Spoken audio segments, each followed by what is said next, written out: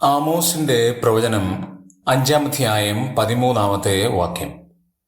അതുകൊണ്ട് ബുദ്ധിമാൻ ഈ കാലത്ത് മിണ്ടാതിരിക്കുന്നു, ഇത് ദുഷ്കാലമല്ലേ. ഒരു പ്രത്യേക കാലഘട്ടത്തെക്കുറിച്ച് ആമോസ് പറയുകയാണ്, ദുഷ്കാലമായ കാലം. നാം ഈ സാഹചര്യത്തിൽ ഒന്ന് പരിശോധിച്ചാൽ ഇത് അത്രമാത്രം അർത്ഥവത്തായ ഒരു കാര്യമാണ്. ഇതും ദുഷ്കാലമാണ്, സാമൂഹ്യപരമായ ദുഷ്കാലം. സമൂഹത്തിൽ എന്തെല്ലാം നീചകരമായ കാര്യങ്ങളാണ് നടക്കുന്നത്.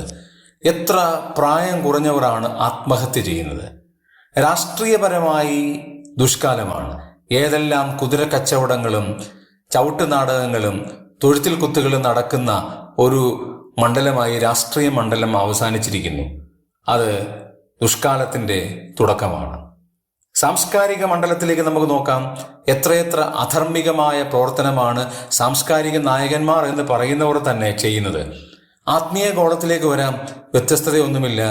സ്വന്തം കാര്യം സ്ഥാപിക്കുവാൻ, സ്വന്തം മക്കളെ ഉയർത്തുവാൻ, വേറെ ആരെയും താഴെയിടുന്ന ആത്മീയർ എന്ന് വിശേഷിപ്പിക്കുന്ന ആളുകളെ നമുക്ക് കാണാൻ കഴിയും. ഇതെല്ലാം ദുഷ്കാലമാണ്. പക്ഷേ ആത്മീയന്മാർക്ക് ഒരു കാര്യമുണ്ട്, അവർ മിണ്ടാതിരിക്കുകയാണ്. കാരണം ദൈവം അതിൻ്റെ മധ്യത്തിൽ പ്രവർത്തിക്കും എന്നുള്ള വലിയ ഓർമ്മയോടുകൂടി ബുദ്ധിമാൻ അഥവാ ആത്മീയനായവൻ മിണ്ടാതിരിക്കുന്നു എന്നുള്ളത് ചിന്തിക്കേണ്ട ഒരു യാഥാർത്ഥ്യമാണ്.